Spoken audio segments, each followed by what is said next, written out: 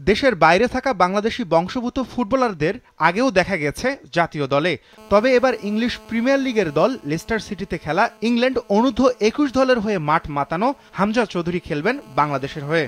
তার অন্তর্ভুক্তি লাল সবুজ দলকে রাতারাতি বদলে না দিলেও একটা ভিন্ন মাত্রা যোগ করবে বলে মনে করেন বাফুফের সভাপতি।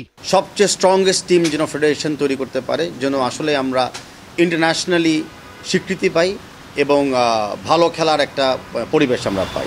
লোকাল প্লেয়াররা দেখছে এই international acclaimed players like Hamza Chowdhury যারা যখন আসে বাংলাদেশে, তারা তখন মনে করে যে এই প্লেয়ারদের মাধ্যমে তারাও কিন্তু তাদের একটা চান্স পেতে পারে বিদেশের কোনো লিগে, বিদেশের কোনো মাটিতে।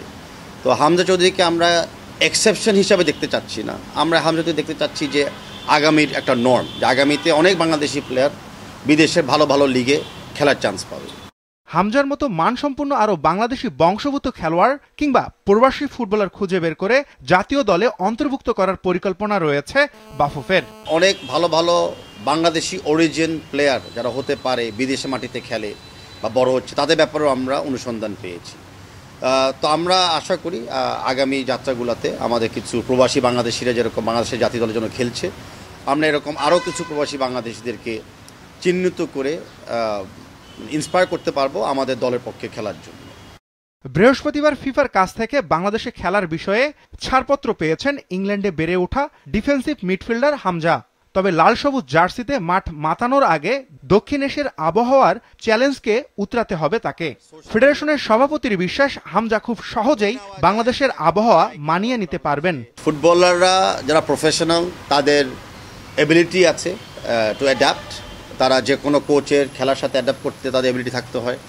অনেক সময় মাঠে পরিবর্তন আসে, হার্ড পিচ থাকে, সফট পিচ থাকে, টার্ফ পিচ থাকে, ওয়েদারের একটা পরিবর্তন আসে। আমরা যেটা জানি যে এর আগে আমাদের প্লেয়াররা ভুটানেও খেলেছিল হাই এলিভেশনে। তা আমাদের প্লেয়ারদেরও অনেক অ্যাডাপ্টেবিলিটি আছে, and likewise I am sure বিদেশে যারা খেলে সেই বাংলাদেশি প্লেয়ারদেরও কিন্তু অনেক অ্যাডাপ্টেবিলিটি আছে। হামজা এলে বাংলাদেশের লাইন আপ কেমন হতে পারে, দেশের বাইরে কার কার সঙ্গে যোগাযোগ করা যায়, দলের শক্তি বাড়াতে করণীয় কি, সেসব নিয়ে আলোচনা হবে আগামী ন্যাশনাল লিগ কমিটির মিটিংয়ে। আগামী এশিয়ান কাপ বাছাইয়ের আগে মার্চ উইন্ডোতে ক্লোজ ডোরে প্রীতি ম্যাচ খেলবে বাফুফে।